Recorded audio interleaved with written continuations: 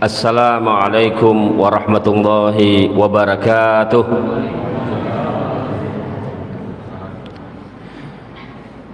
Alhamdulillahi rabbil alamin.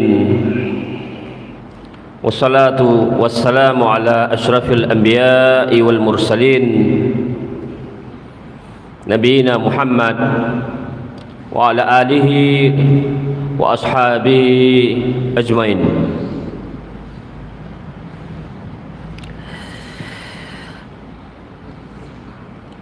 Bapak-bapak, ibu-ibu, hadirin hadirat rahimakumullah.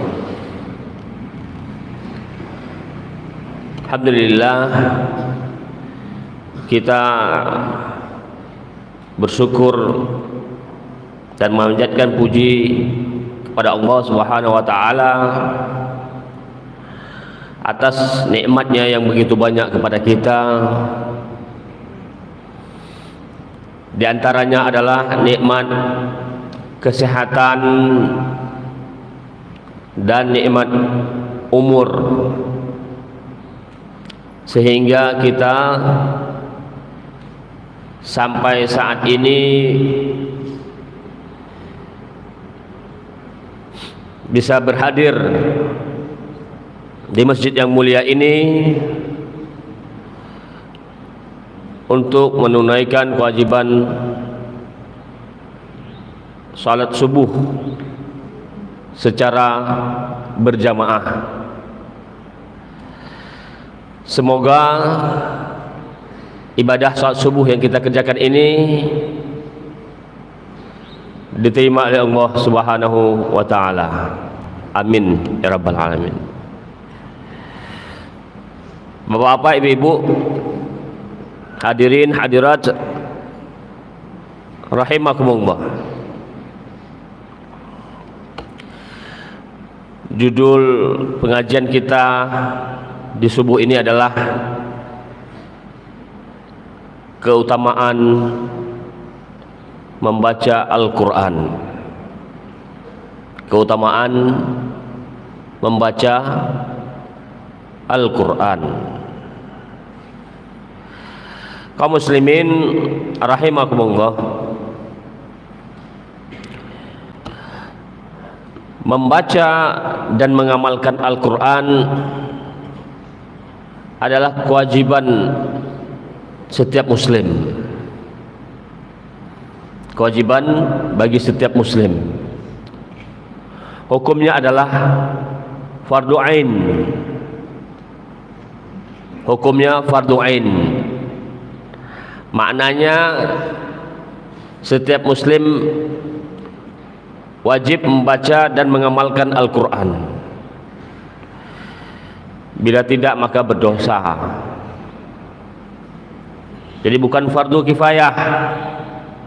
Kalau sebahagian sudah membacanya kemudian yang lain merasa aman, tidak berdosa dan sebagainya. Tidak, bukan fardu kifayah. Tapi wajib ain, sama seperti hukum salat 5 waktu fardu ain atau wajib ain, sama seperti puasa di bulan Ramadan fardu ain atau wajib ain, dan kewajiban-kewajiban lainnya yang fardu ain. Maka demikian pula membaca dan mengamalkan Al-Quran. Kenapa fardu ain, kenapa wajib ain? Dan ini tidak ada khilafiyah para ulama. Pertama, ini ada tuntutan iman. Karena beriman kepada Allah Subhanahu wa taala dan Rasul dan kitab-kitabnya itu adalah merupakan kewajiban bagi setiap muslim, fardu ain. Dan ini termasuk beriman kepada Al-Quran, adalah termasuk beriman kepada kitab-kitab Allah yang merupakan salah satu rukun iman yang rukun iman yang 6 yang wajib diamalkan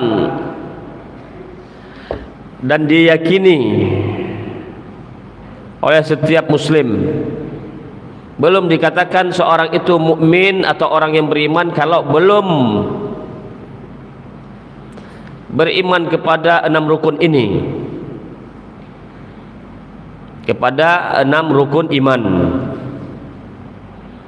Dan salah satunya adalah beriman kepada kitab-kitab Allah, termasuklah Al-Quran. Dan yang paling utama adalah Al-Quran, karena Al-Quran adalah kalamullah yang diturunkan kepada Rasulullah SAW melalui malaikat Jibril alaihi salam. Kalamullah, firman Allah yang diturunkan kepada Nabi Muhammad SAW melalui malaikat Jibril alaihi salam, diwahyukan kepada Rasulullah SAW melalui malaikat Jibril alaihi salam, yang membacanya itu merupakan suatu ibadah, diganjar pahala. Itulah Al-Quran.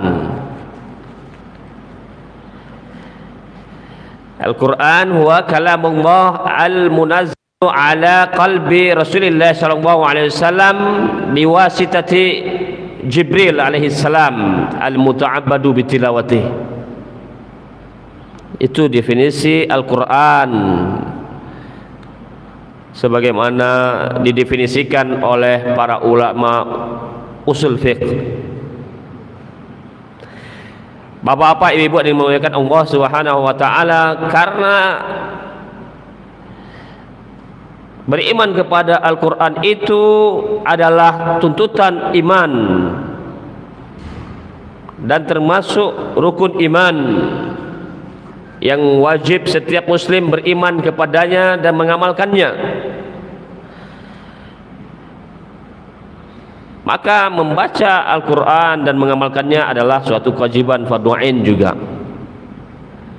Sebab membaca dan mengamalkan Al-Quran itu merupakan bukti nyata iman seseorang kepada Al-Quran. Bukti amaliyah, amalan konkret terhadap keyakinan dan pernyataannya bahwa seseorang itu telah beriman. Karena iman itu tidak hanya cukup mengatakan saya telah beriman. Iman itu tidak cukup dengan mengatakan bahwa saya telah beriman. Tidak cukup dengan meyakini saja, tapi harus ada bukti nyata, amalan yang membuktikan pernyataan kita dan keyakinan kita.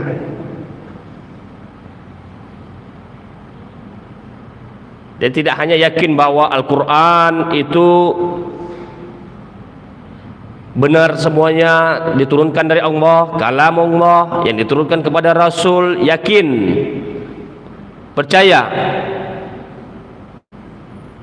Dan Al-Quran itu adalah pedoman hidup seorang muslim. Tidak hanya meyakini itu, tidak hanya meyakini saja,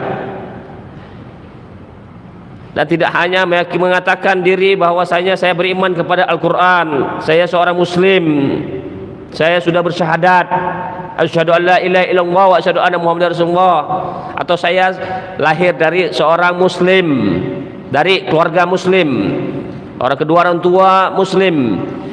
Tidak cukup mengatakan seperti itu, tulis di KTP-nya saya orang muslim. Tidak cukup. Buktikan bahwa Anda seorang muslim. Itulah dengan amalan-amalan, ibadah sehari-hari. Salat, puasa, membayar zakat, dan juga termasuk berinteraksi dengan Al-Quran, yaitu diantaranya adalah baik dengan cara membaca Al-Quran dan mengamalkannya. Nah, ini bukti nyata. Jadi al-imanu tasdiqun bil qalbi wa iqrarun bil lisan wa amalun bil arkan. Itu pengertian iman. Iman itu adalah meyakini bahwa meyakini dengan hati, tasdiqun bil qalbi wa iqrarun bil lisan, dan mengucapkan dengan lisan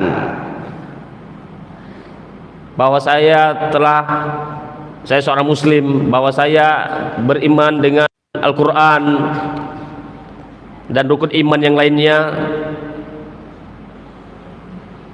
Kemudian wa amalun bil jawarih,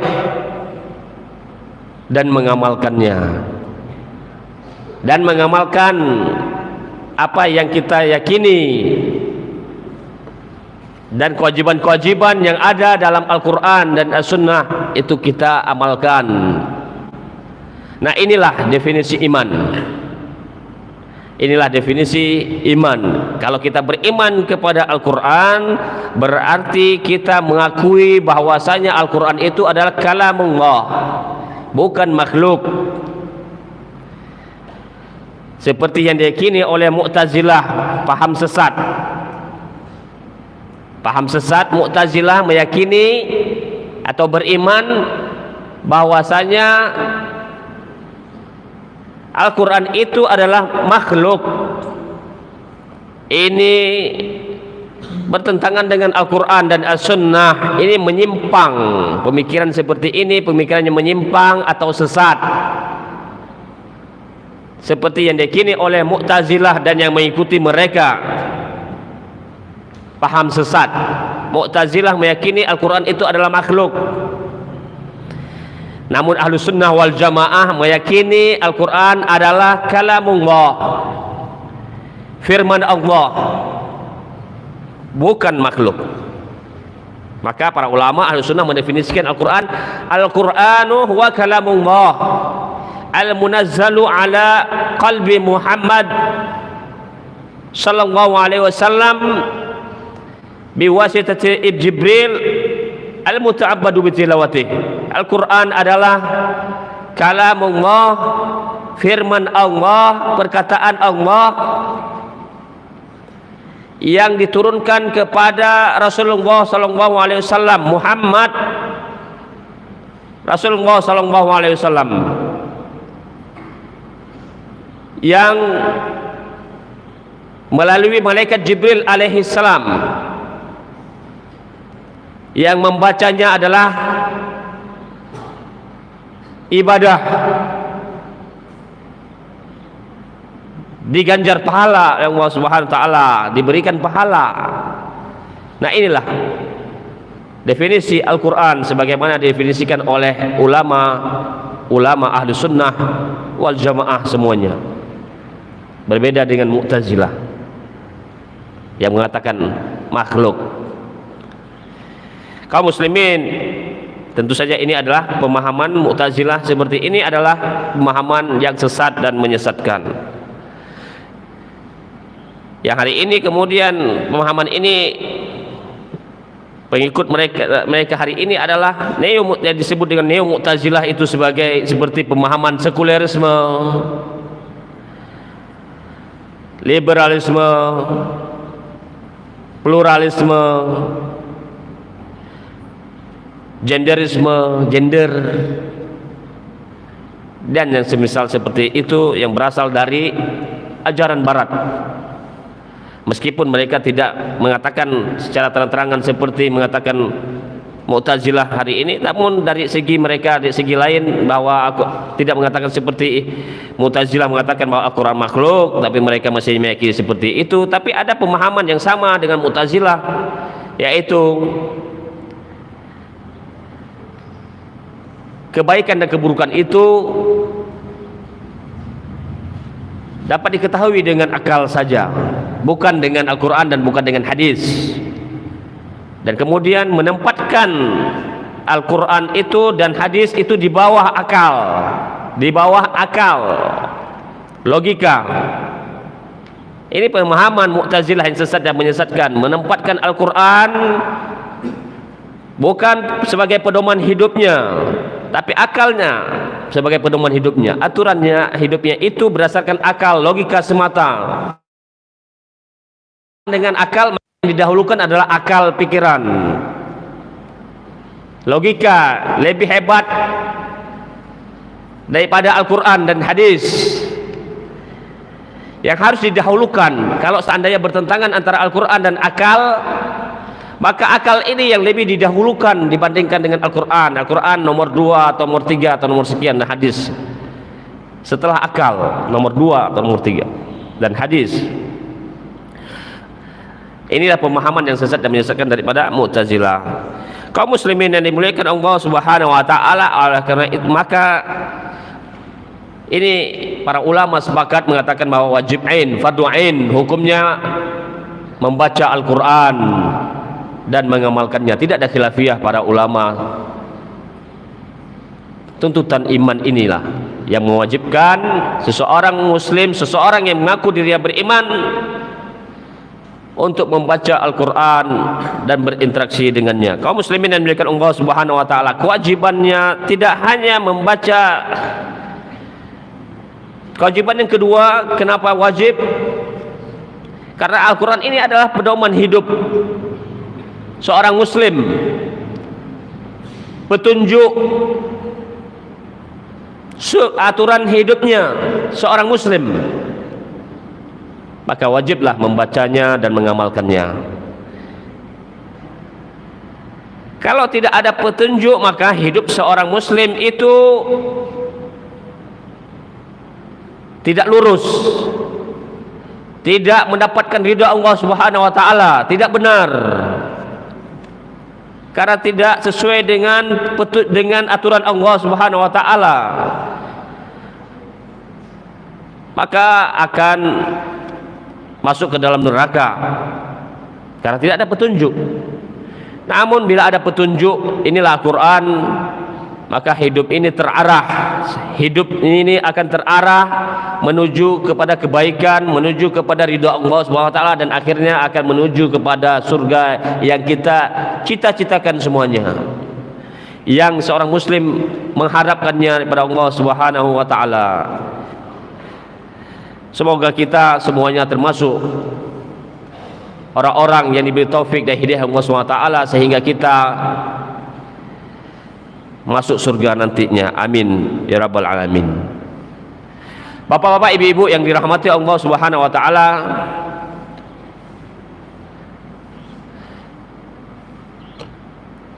tidak hanya membaca dan mengamalkan Al-Quran saja kewajiban seorang muslim, tapi semua interaksi dengan Al-Quran itu adalah suatu kewajiban bagi setiap muslim. Karena antara semua interaksi seorang muslim dengan Al-Quran itu adalah kewajiban juga. Karena Al-Quran ini tidak hanya dibaca saja, dan tidak mungkin diamalkan saja tanpa ada interaksi lainnya yang saling berkaitan antara satu dengan yang lain. Oleh karena itu, apapun interaksi dengan Al-Quran itu adalah sangat diperintahkan dalam Islam, sangat digalakkan, bahkan diwajibkan. Baik itu dengan cara membaca Al-Quran, memahaminya, mentadaburinya, menghafalnya, mempelajarinya, dan mengamalkannya yang paling penting. Dan yang paling penting adalah mengamalkannya. Tidak mungkin seseorang mengamalkan Al-Quran kalau tidak membaca terlebih dahulu, dan tidak mungkin seseorang mengamalkan Al-Quran kalau tidak paham apa yang dia baca. Kalau dia tidak paham apa yang dibaca, tidak mungkin bisa mengamalkan Al-Quran. Sedangkan mengamalkan Al-Quran itu tidak ada khilafiyah para ulama, wajib seorang muslim. Tidak mengamalkan Al-Quran maka diragukan keislamannya. Apalagi kemudian maka dia cuma mengatakan bahwa saya seorang muslim, maka itu cuma ucapan saja, diragukan keislamannya. Kenapa dia tidak mengamalkan Al-Quran, bahkan bertentangan selalu hidupnya dengan Al-Quran? Maka ini perlu dipertanyakan lagi keislamannya. Apa benar dia seorang Islam? Apa dia seorang muslim? Dia tidak pernah baca Quran, apalagi mengamalkannya. Apa beda dengan orang kafir? Orang kafir tidak mengamalkan Al-Quran, apalagi mengamalkannya. Tidak membaca Al-Quran, apalagi mengamalkannya. Jadi bagaimana kita bisa membedakan seorang muslim dengan seorang kafir? Sama-sama tidak membaca Al-Quran, apalagi kemudian sama-sama tidak mengamalkan Al-Quran. Maka itulah perlu dipertanyakan keislaman seseorang kalau dia tidak mau membaca Al-Quran dan tidak mau mengamalkan Al-Quran. Dan saya katakan tadi, mengamalkan Al-Quran ini terkait sekali tidak hanya dengan membaca Al-Quran, tapi terkait juga interaksi lainnya dengan Al-Quran, seperti memahami Al-Quran, mentadabburi Al-Quran, menghafal Al-Quran, mempelajari Al-Quran. Setelah itu semuanya kita lakukan, baru kita bisa mengamalkan Al-Quran itu dengan benar, dengan sempurna, dengan baik. Dan tidak mungkin kita mengamalkan Al-Quran kalau kita tidak pernah membaca Al-Quran. Apa yang diamalkan?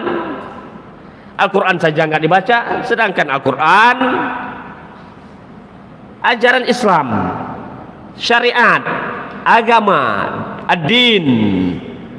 Bagaimana mengaku agama Islam, beragama Islam, muslim, sedangkan ajarannya, petunjuknya, pedomannya seorang muslim itu adalah Al-Quran. Nggak mungkin dia muslim kalau dia tidak mengamalkan Al-Quran. Tidak mungkin. Bagaimana mengakui kemudian muslim tapi dia tidak membacanya? Nah ini, mentadaburinya dan interaksi lainnya, menghafalnya. Ya paling tidak menghafal, kalau tidak 30 juz, tidak mesti wajib 30 juz. Menghafal Al-Quran, surat Al-Fatihah dan surat pendek untuk menghafal, untuk setiap harinya dibaca dalam salatnya. Minimal itu Al-Fatihah dan ayat-ayat pendek atau ayat-ayat Al-Quran atau surat-surat pendek dalam bacaan salatnya 5 waktu. Minimal itu dihafal. Memang tidak wajib 30 juz, tidak wajib wajib kifayah saja agar Quran tersebut terjaga. Tapi minimal wajib adalah baca surat Al-Fatihah sehari-hari untuk salat. Kalau tidak, bukanlah seorang muslim. Kalau tidak bisa hafal Al-Fatihah dan surat-surat pendek, ayat-ayat, beberapa ayat atau surat pendek untuk Al-Qur'annya. Sebab itu yang sehari-hari yang dia lakukan, sehari-hari yang wajib dia lakukan. Al-Fatihah minimal yang wajib dilakukan sebagai rukun dalam salat. Al-Fatihah minimal sebagai rukun dalam salat. Kalau tidak baca Al-Fatihah maka tidak sah salatnya. Nah, kaum muslimin yang dimuliakan Allah Subhanahu wa taala, namun demikian 30 juz menghafal Al-Qur'an adalah dituntut dalam Islam, diperintahkan, digalakkan, sangat digalakkan untuk menghafal Al-Qur'an secara utuh 30 juz. Kaum muslimin yang dimuliakan Allah Subhanahu wa taala, inilah interaksi dengan Al-Qur'an yang sangat diperintahkan dalam Islam, yaitu dengan membaca Al-Qur'an, menghafalnya, memahaminya, menghafalnya, mempelajari isi kandungan Al-Qur'an atau hukum-hukum dalam Al-Qur'an dan mengamalkannya serta interaksi lainnya. Inilah yang disebut dengan tadarus Al-Qur'an. Inilah yang disebut dengan tadarus Al-Quran. Jadi tadarus Al-Quran tidak hanya membaca saja, tidak hanya memperbanyak bacaan saja, tapi tadarus Al-Quran adalah segala interaksi kita dengan Al-Quran, baik dengan membacanya, menghafalnya, memahaminya, atau mempelajarinya dan sebagainya. Dan paling penting adalah mengamalkannya. Inilah tadarus Al-Quran yang diperintahkan dalam Al-Quran dan As-Sunnah. Kaum muslimin yang dimuliakan Allah SWT, inilah urgensi, inilah pentingnya membaca Al-Quran, tuntutan iman yang pertama, yang sebagaimana saya katakan tadi. Yang kedua, karena Al-Quran itu adalah pedoman hidup manusia, khususnya umat Islam, petunjuk bagi umat Islam, maka inilah juga urgensi yang kedua, pentingnya membaca dan berinteraksi dengan Al-Quran. Kaum muslimin yang dimuliakan Allah Subhanahu wa taala, banyak, namun sayangnya masih banyak saudara-saudara kita yang malas membaca Al-Quran, yang lalai dengan kehidupan dunia ini, lalai dengan pekerjaan, lalai dengan jabatan, lalai dengan pangkatnya, lalai dengan bisnisnya, lalai dengan dagangannya, dan lalai ke sawahnya, lalai ke nelayannya, lalai ke lautnya, lalai dengan pekerjaan petaninya, sehingga Al-Quran tidak sempat dibaca, sehingga Al-Quran tidak dibaca, tidak sempat dibaca, lalai dan sebagainya. Nah, kesibukan-kesibukan seperti ini, kelalaian-kelalaian seperti ini adalah sangat disayangkan bagi seorang muslim seperti ini, meninggalkan Al-Quran dengan pekerjaan-pekerjaan dunia, dengan kesibukan-kesibukan dunia ini bukan menjadi suatu alasan yang tepat untuk tidak baca Al-Quran. Ini ada perbuatan yang salah,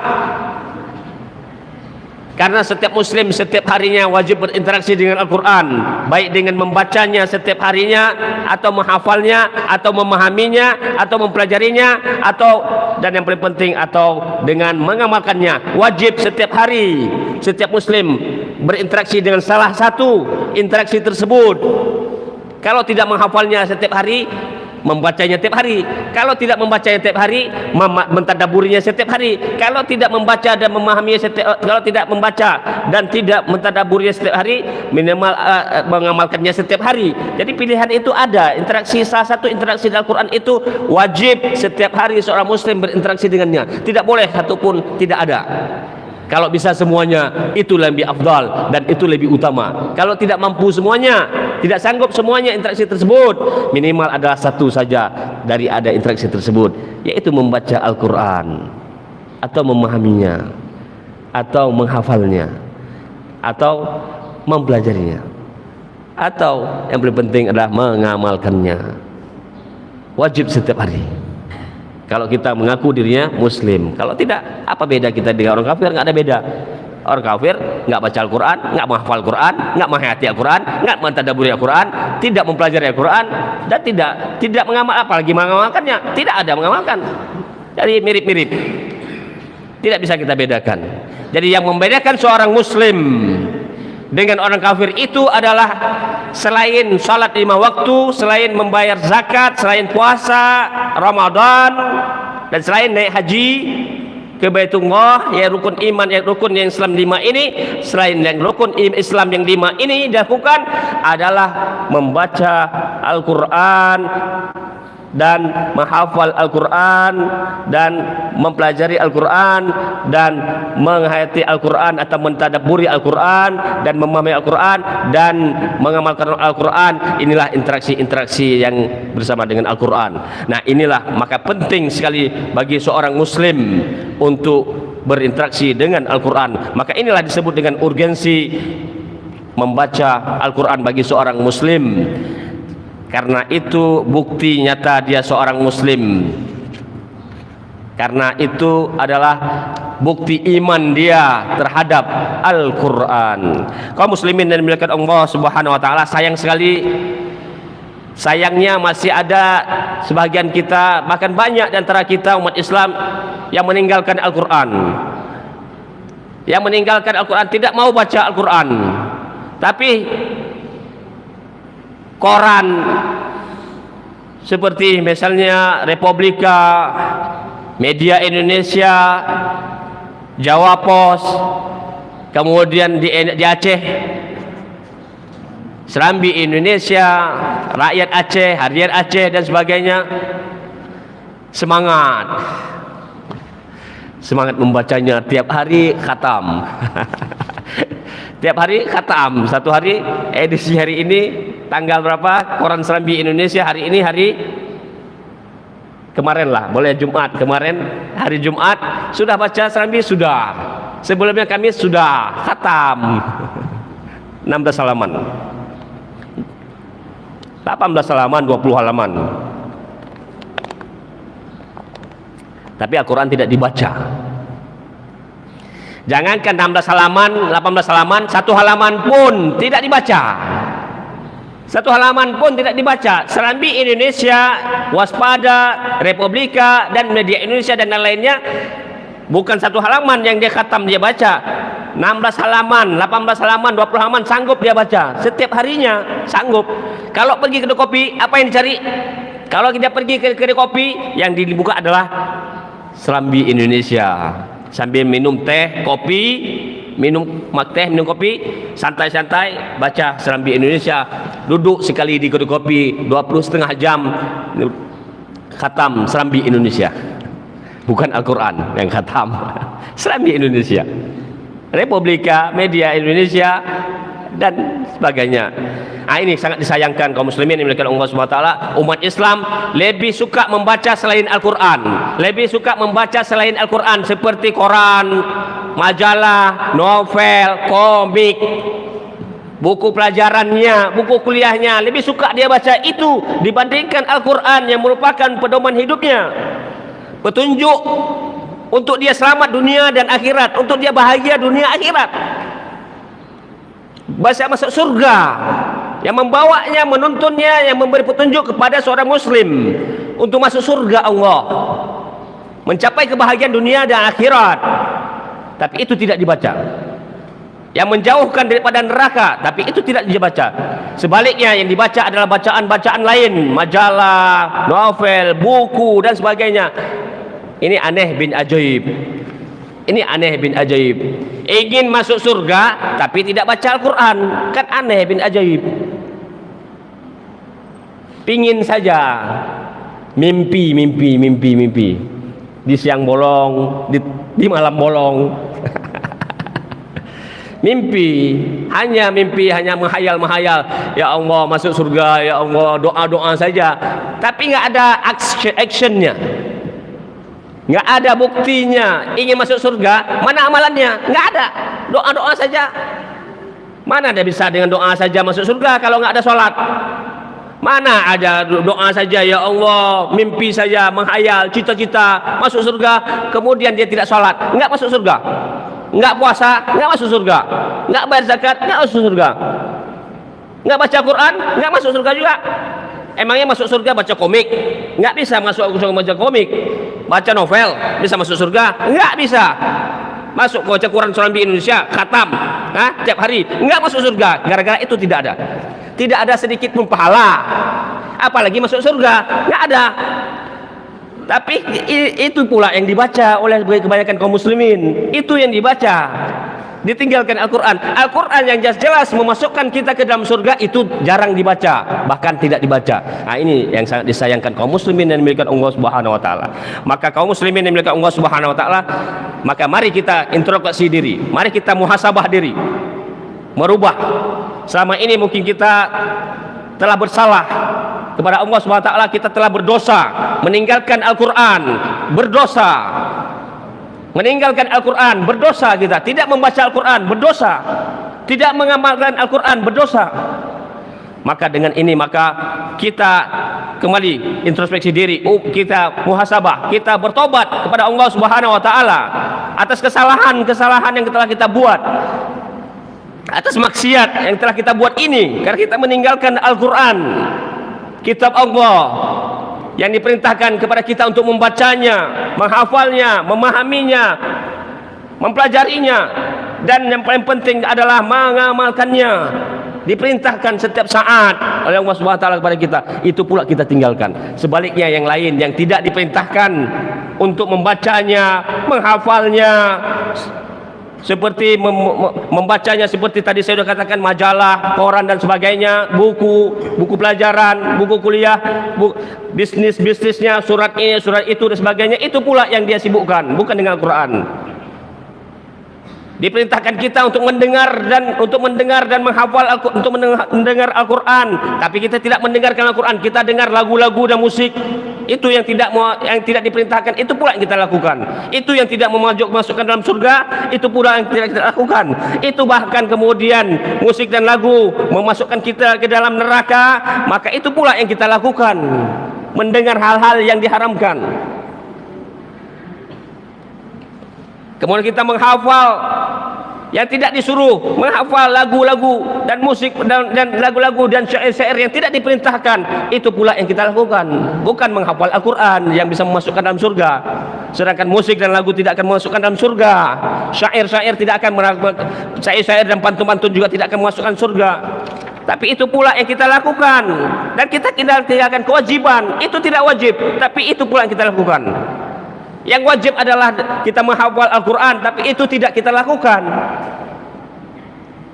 Tidak sanggup di juz 30, ya minimal beberapa surat untuk kita baca setiap harinya di sholat. Kan wajib hukumnya. Sholat 5 waktu wajib, maka menghafal Al-Quran beberapa ayat atau surat-surat pendek, maka itu juga satu, khususnya Al-Fatihah, maka itu ada kewajiban, karena sholat itu wajib. Kaum muslimin dan dimuliakan Allah Subhanahu wa taala, maka saya sangat disayangkan demikian kaum muslimin dan dimuliakan Allah Subhanahu wa taala. Banyak sekali pada hal keutamaan membaca Al-Qur'an. Banyak sekali keutamaan membaca Al-Qur'an, tapi ini tidak dimanfaatkan, ini tidak diraih. Sangat disayangkan. Yang lain mempelajarinya, menghafal selain Al-Quran, membacanya, menghafalnya, mendengarnya, mempelajarinya, tidak ada keutamaan sama sekali. Tidak ada keutamaan sama sekali. Selain Al-Quran, membacanya, mendengarnya, menghafalnya, mempelajarinya, bahkan mengamalkannya, tidak ada manfaat sedikit pun terhadap akhirat dia, terhadap urusan akhirat dia. Tidak ada manfaat sedikit pun untuk akhirat dia.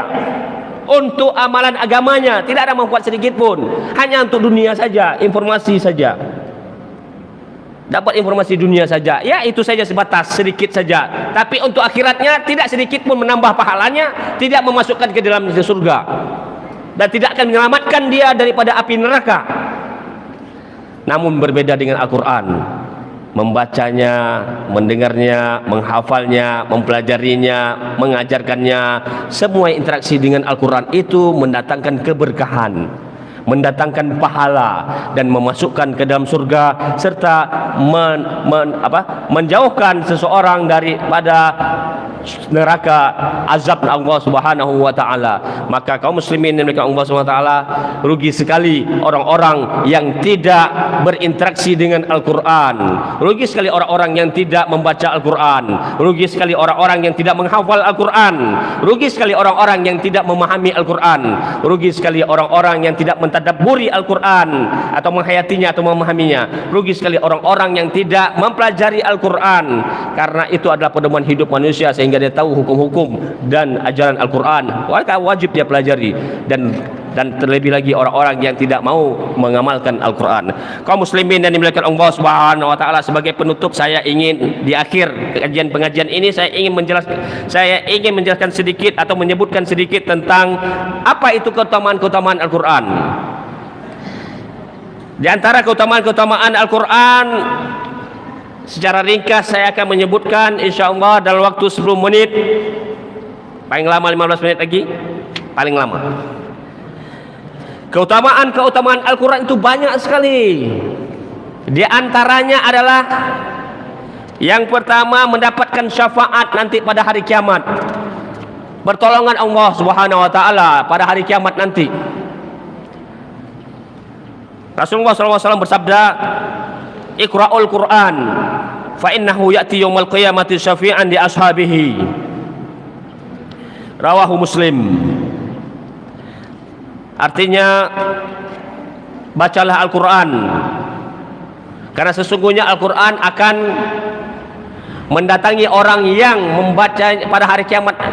Sesungguhnya Al-Quran pada hari kiamat akan mendatangi orang yang membacanya dan mengamalkannya, untuk memberikan syafaat kepada dia, untuk memberikan pertolongan kepadanya pada hari kiamat nanti.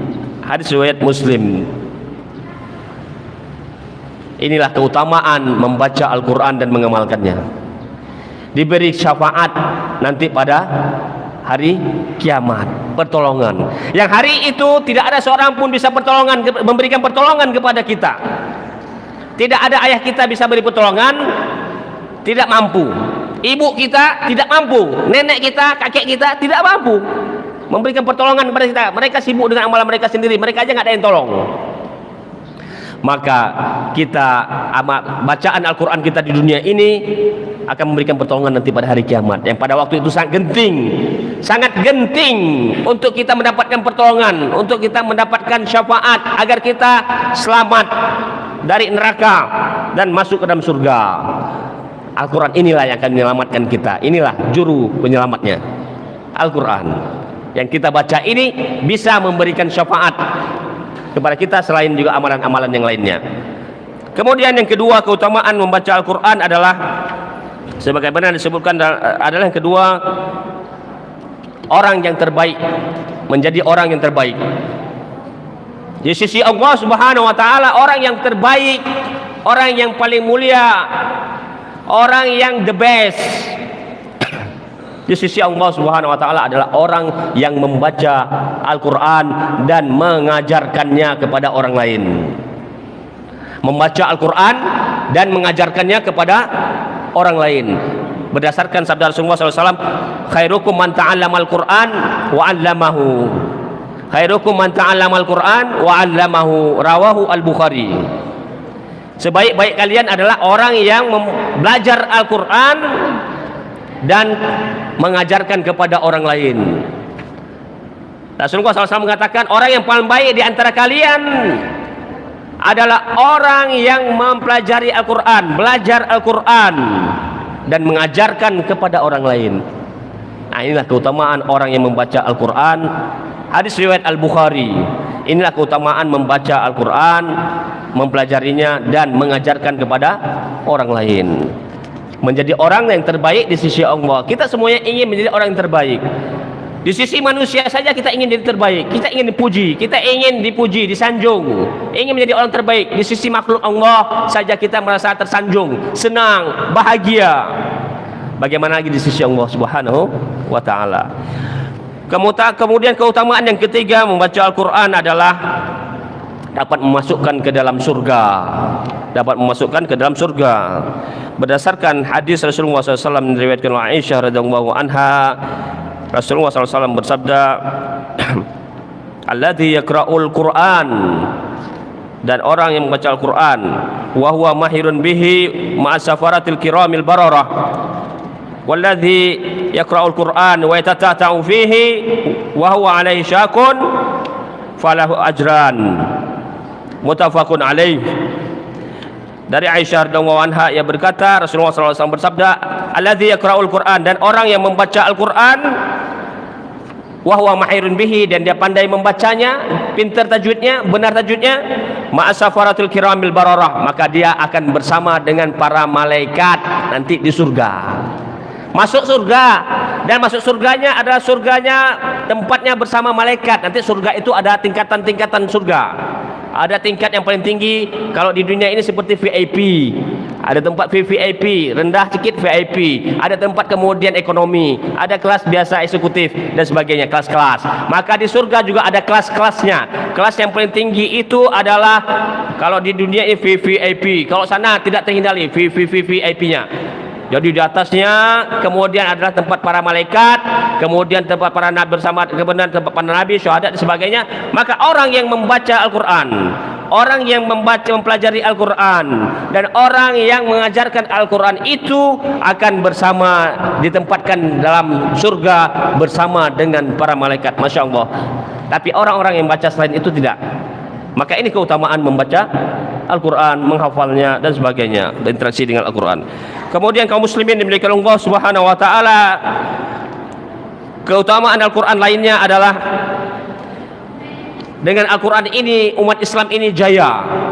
Dengan Al-Quran ini umat Islam ini jaya. Namun sebalik hebat, menang dan kemudian kuat.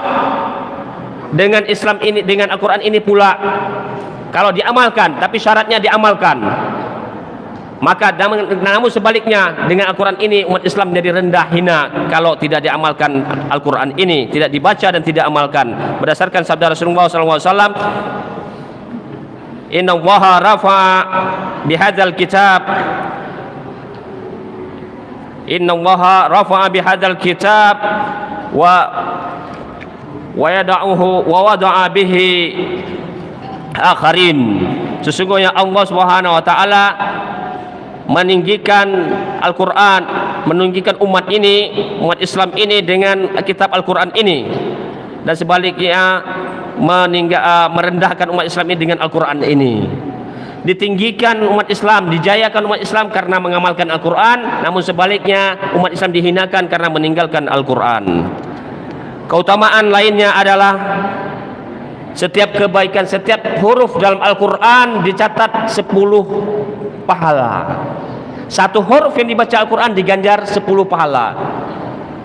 Bagaimana kalau lagi satu ayat? Bagaimana kalau baca satu ayat berapa huruf? Kalikannya 10.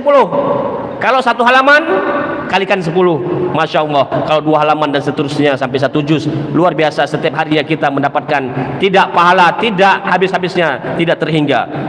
Jadi keutamaannya adalah tidak terhingga mendapatkan pahala berlipat ganda. Nah, ini berdasarkan sabda Rasulullah SAW, Iqra'ul man Rasulullah SAW bersabda, barang siapa man qara'a harfan min kitabillah falahu hasanah.